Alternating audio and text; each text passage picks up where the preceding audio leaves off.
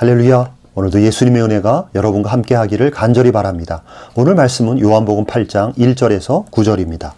다 각각 집으로 돌아가고 예수는 감람산으로 가시니라. 아침에 다시 성전으로 들어오시니 백성이 다 나아오는지라. 앉으사 그들을 가르치시더니 서기관들과 바리새인들이 음행 중에 잡힌 여자를 끌고 와서 가운데 세우고 예수께 말하되 선생이여 이 여자가 간음하다가 현장에서 잡혔나이다.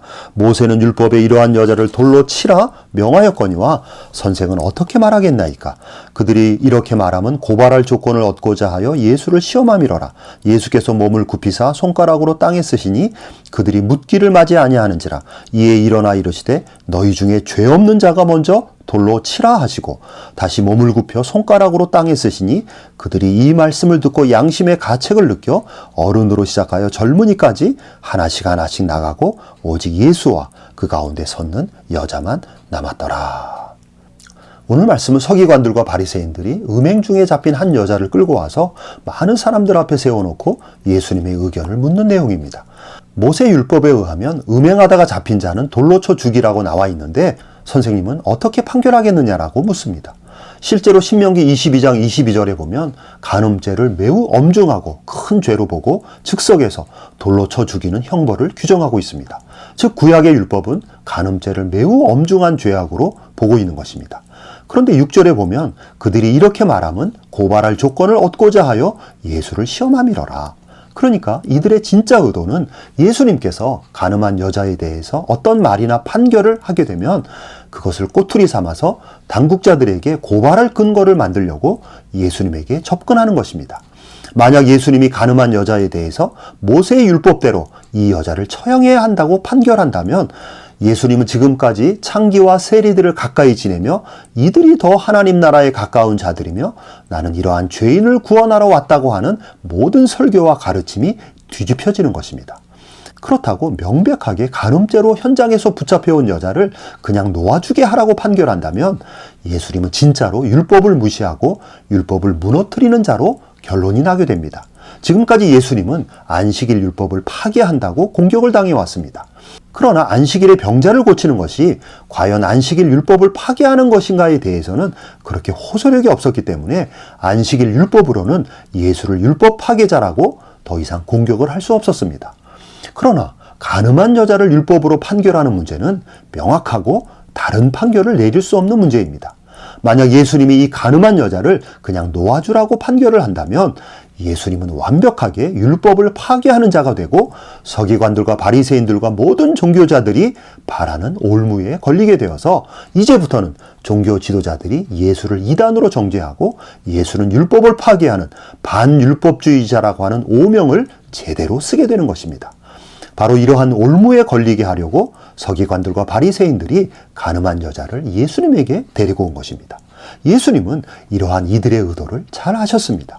이들은 예수님을 올무에 걸리게 하려고 간음한 여자를 이용하고 있는 것입니다. 그러니까 간음한 여자도 분명 죄를 범했지만 이 힘없는 죄인을 끌고 와서 자신들의 목적을 달성하려는 서기관들과 바리새인들이야말로 사실상 더 악한 모습을 보이고 있는 것입니다. 그러므로 예수님의 눈에는 이러한 서기관들과 바리새인들이 더 악랄하고 못된 죄인으로 보였습니다.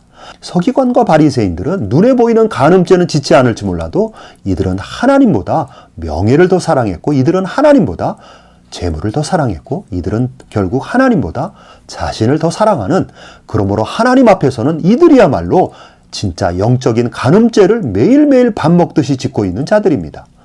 자기 남편을 두고 다른 남자를 사랑하는 것이 간음죄이듯이 하나님을 섬기는 자들이 하나님을 두고 세상을 더 사랑하고 명예와 재물을 더 하나님보다 사랑하는 것은 육적인 간음죄보다 더 큰 간음죄인 것입니다. 이렇게 서기관과 바리새인들은 영적 간음죄뿐만 아니라 영적으로 사람들을 살인하는 영적 살인죄도 서슴없이 짓는 자들입니다. 백성들을 천국의 길로 인도하는 자들이 아니라 오히려 백성들을 지옥의 길로 인도함으로 백성들의 신앙과 영혼을 살인하는 영적 살인을 이들은 날마다 저지르고 있는 것입니다. 창기와 세리들은 자신들이 죄인이라는 것을 잘 알아서 늘 하나님 앞에서 자신을 낮추는 자들입니다. 그러나 서기관들과 바리새인들은 자신들이 의인이라고 생각하기 때문에 하나님과 사람 앞에서 항상 자신들의 의로움을 내세웁니다. 서기관과 바리새인들은 율법을 수박 겉핥기식으로 외식적으로 지키면서 자신들은 율법을 매우 잘 지키며 살아가는 자칭 거룩한 자라고 스스로 평가했습니다. 그러므로 죄인을 구원하러 오신 예수님의 구원의 은혜와 점점점 멀어지는 자들이 바로 이 서기관들과 바리새인들입니다. 그러니까 예수님이 보시기에 이들은 간음하여 붙잡혀온 여인보다 더 중하고 더 심각한 죄인들입니다. 그런데 이들은 자신들의 더 큰 죄는 보지 못하고 눈에 드러난 한 여인의 죄를 끌고 와서 벌떼처럼 달려들어 이 여인을 돌로 쳐 죽이려고 하는 것입니다. 그러나 예수님은 사람들처럼 눈에 보이는 죄만 보시는 분이 아닙니다. 예수님은 사람들이 보지 못하는 더 크고 더 중한 죄들을 훤히 보시는 분입니다. 예수님은 서기관들과 바리새인들의 드러나지 않은 수많은 죄들과 내면의 더 중하고 심한 죄악, 그리고 또 이들의 선동에 의해서 몰려온 수많은 유대인들의 더 크고 더 중한 죄들을 훤히 보시는 것입니다. 예수님의 눈에는 간음하여 붙잡혀온 여자보다 그녀를 돌로 쳐 죽이려고 몰려온 이 모든 자들의 죄악이 더 크고 더 중해 보였습니다. 그래서 예수님은 이들의 흥분을 가라앉게 하시려고 몸을 숙여 손가락으로 땅에 글을 쓰셨습니다.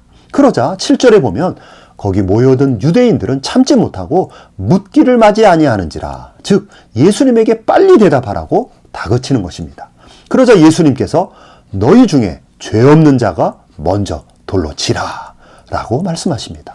즉 예수님께서 순간적으로 신의 음성을 발하시어 살기로 가득한 자들의 마음을 흔드셔서 자신들이 저 간음한 여자를 심판할 수 있는 자격이 없음을 순간적으로 볼 수 있게 역사하신 것입니다.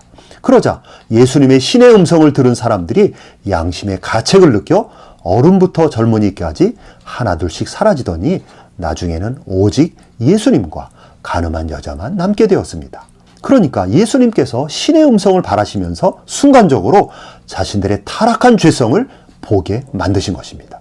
자신의 죄성은 보지 못하고 타인의 죄만 크게 보일 때는 사람을 정죄하고 심판하는 자리에 용감하게 서게 되지만 자신의 깊은 죄성을 보게 되면 그렇게 쉽게 타인을 정죄하고 심판하는 자리에 설 수 없는 것입니다.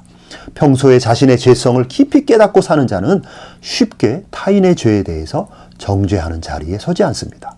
오히려 예수님처럼 죄인을 불쌍히 여기며 그 죄에 대해서 매우 안타깝게 여기는 마음이 앞서게 되는 것입니다.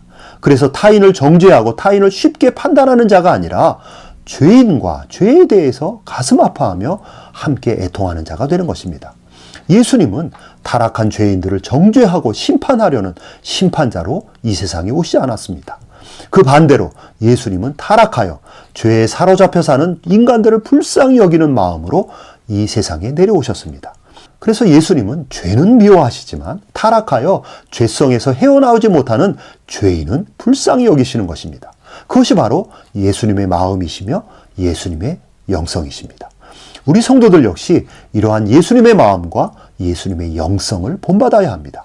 그래서 쉽게 타인을 정죄하는 자리에 서지 않고 오히려 죄인을 불쌍히 여기는 마음을 많이 갖고 살아야 합니다. 오늘도 그런 은혜를 사모하는 여러분에게 예수님의 은혜와 예수님의 사랑이 함께하기를 간절히 바랍니다. 아멘.